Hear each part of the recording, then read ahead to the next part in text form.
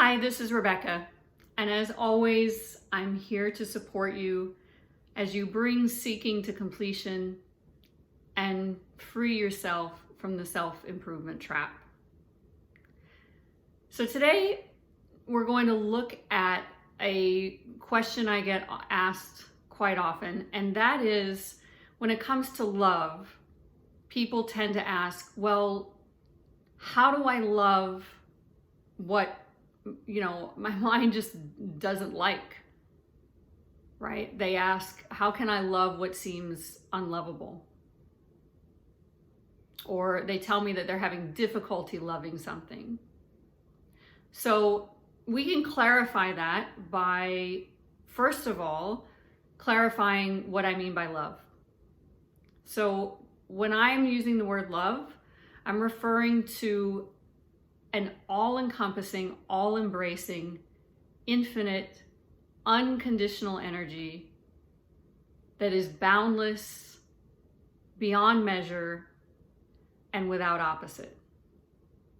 So I'm not referring to the love within duality that means this thing is my favorite, or I like this the most, or any of those things. So that's the first distinction. The second is to recognize that your mind or your ego, or wherever you're holding the judgments or dislike that you have about something, don't know how to love that way anyway. So it's a bit futile to ask or expect your mind and your ego to get on board with loving something that it has judgments about, or it rejects, or it dislikes. The good news is you don't have to. You don't have to find a way to get your mind on board or to force or manufacture love. Not love in the way I'm referring to it. Because that love already exists, is already the fabric of creation, already exists at the very center of everything you could possibly experience. So that love is always available. But in the course of rejecting things or judging things, you may be looking away from it. So the real question in how do I love what seems unlovable, or the concern I'm having difficulty loving this, it's really a matter of perspective and backing up and recognizing that your mind might not love it.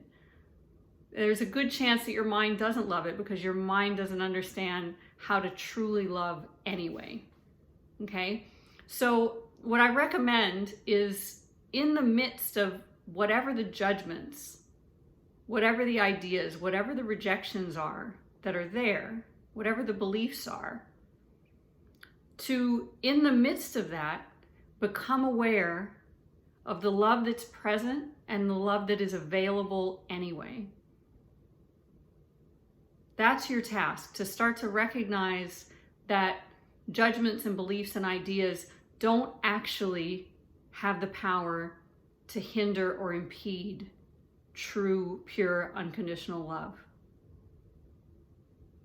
Now, you have the freedom to look away from the presence of that love. You have the freedom to not notice it, but it is there. And you do also have the freedom and the ability to notice that it is there. So one way you can do that is to just become really curious with the question, does love love this? So when you encounter something that you felt you were having a hard time loving, or that you have judgments about, or that you had been rejecting, go ahead and let your mind off the hook, let your ego off the hook of trying to get them to be forced to manufacture love for it. And instead just ask, not for the purpose of getting a right or wrong intellectual answer back, but just to open the door, to open that space. Just with curiosity, just wonder, does love love this? Does love itself already love it?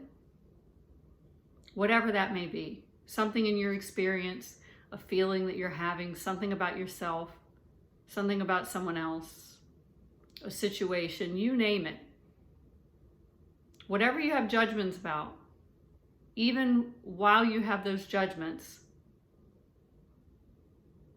does love it anyway? And when you just use that question and just open yourself to what arises and allow yourself to yield to that love that's present once you notice it, I think you'll be very surprised at what you discover. So I invite you to play with that, enjoy it, be curious and open, explore that question, does love this? And let me know how it goes. So I love you, and I'll see you soon.